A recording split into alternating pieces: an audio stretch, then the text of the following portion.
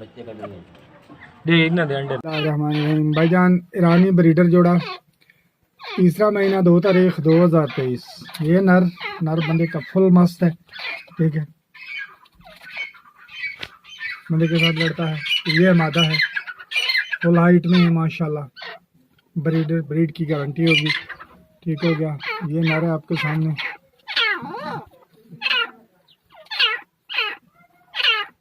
ये मादा है, ठीक है।